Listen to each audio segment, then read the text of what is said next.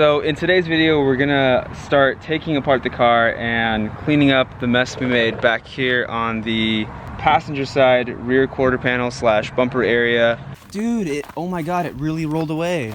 Did you put the brake on? Oh. Literally nothing happened to her thing, dude. Yeah. So I want to begin by going over all of the good things that we have going for us. So we know that the damage is mostly confined to this lower section. The quarter did experience a little bit of damage here on the corner section. It's pressed in a little bit, so I don't know what I'm going to do about that yet, but most of the damage is on the bottom side. That being said, I mean, I don't want to get ahead of myself, but I know that a lot of these marks are just paint transfer from the fence to the bumper, but I think a lot of this is going to clean up, so we won't know until we know. Lastly, the tabs here all look pretty good. You can see they're totally exposed because the bumper's being gouged towards us. So first thing I'm going to do is get the whole thing cleaned up as much as possible, so let's do that. This is literally like the best stuff for getting miscellaneous scratches off of almost any painted surface. This is seriously like good stuff.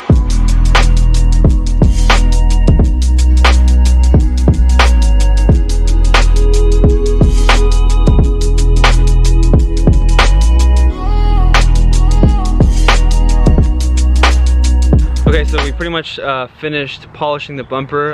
The compound worked really well, to be honest with you. It worked awesome. And it's really cool because it lets you kind of know really where the impact happened. This little corner right here, this is where the car really bumped, and this is where this was pushed in. And once I take the bumper off, I'll show you kind of why that's a big deal. But on the surface, I mean, the paint is like super smooth actually. We have a spiderweb crack here. I don't know if this was here before. I'm assuming it wasn't. I can only assume the chain link fence like scratched up on it like this. For a first pass, it looks really good. So the good news is that this clip, this like retainer, this fastener, this like long one, looks like it's in pretty good shape. What is broken is this tab, this whole like thing, this whole section is clocked inward, and it shouldn't be. I'm gonna use this side as a reference. This is what it looks like on the passenger side, and I'll show you the driver's side. See how this thing is almost clocked in a way that it's like facing us, like this little tab opens outward. So if you're able to look at it from the back side, it's really easy to see the difference.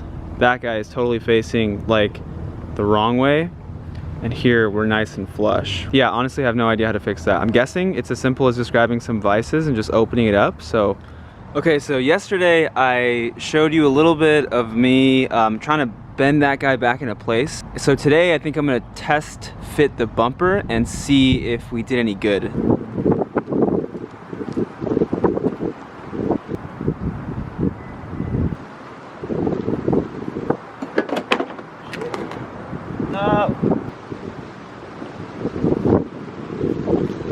But I want to show you this tab because this is what we spent all our time bending up yesterday, and this guy, as you can see, lines up perfectly because it's a good tab, it's in the right place. But this is the driver's side. Let me show you the side that got damaged. It fits, I mean it almost fits, but not quite.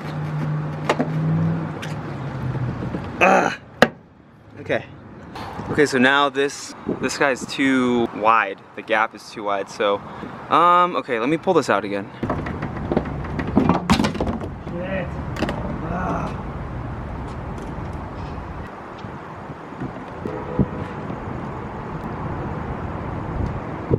Something in my heart tells me that I should clean it since it's exposed. I'm gonna do that really quick.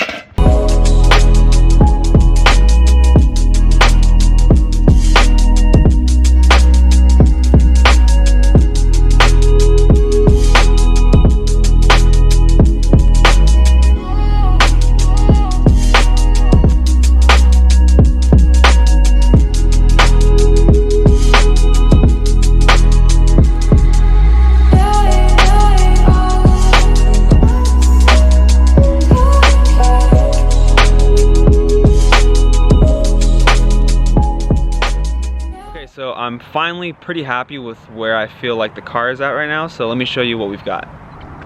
So we were finally able to remount the bumper here, and this ended up being a lot more work than you would think. And this kind of depends on your level of OCD, but for me, I would say it's pretty high considering I'm a, you know, form over function kind of guy. So I was really just not very satisfied with how this bumper gap was fitting, and it's because the sheet metal was bent. And you probably saw it before I did because I haven't, you know, reviewed the footage until recently. But the crinkle up here took a lot of work to just get kind of massaged out. So I grabbed a piece of wood and I grabbed a rubber mallet, and I just kind of took my time and really sort of like massaged this thing out and sort of did the best that I could to get it to fit right. And it looks great. I mean, it looks really good. I mean, as you can see, this line is like nice and creased up, kind of the way it should be.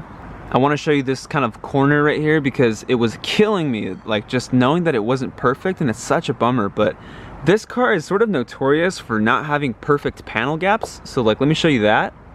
And on this side, this is the driver's side, which is perfect. Nothing happened on this side. It's still not great. You know what I mean? So it's just, I think it's one of those things that you kind of have to draw a line in the sand and be like, all right, this is just kind of how it's going to be. That being said, I'm really happy with the way the car is sitting right now. So let's get this buttoned up. I have one more thing to do here.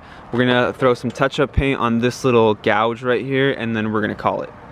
So this angle hopefully lets you kind of see a little bit more sort of what this gouge is like. See how it really bent the plastic? So this probably won't come out unless we actually sand it and then get the whole thing like repainted, but that's a project for later down the road.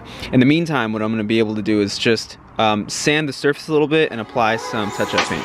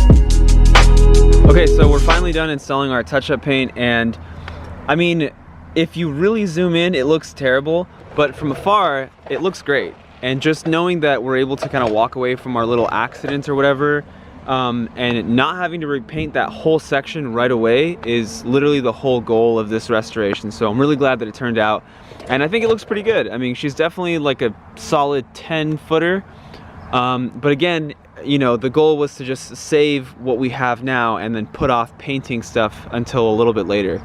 And I think we really achieved that, so I think it looks really great. Okay, that's gonna be it for this video. Thank you so much for watching if you made it this far in the video. Overall, I'm super stoked with where the car is at. I'm really happy that we were able to save it and avoid major paint costs by polishing and touch-up painting my mistakes away.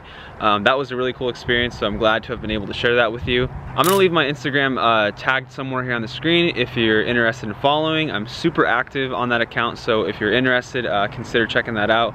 And that's gonna be it, so I will catch you in the next one. I hope to see you in the next couple of videos. Thanks.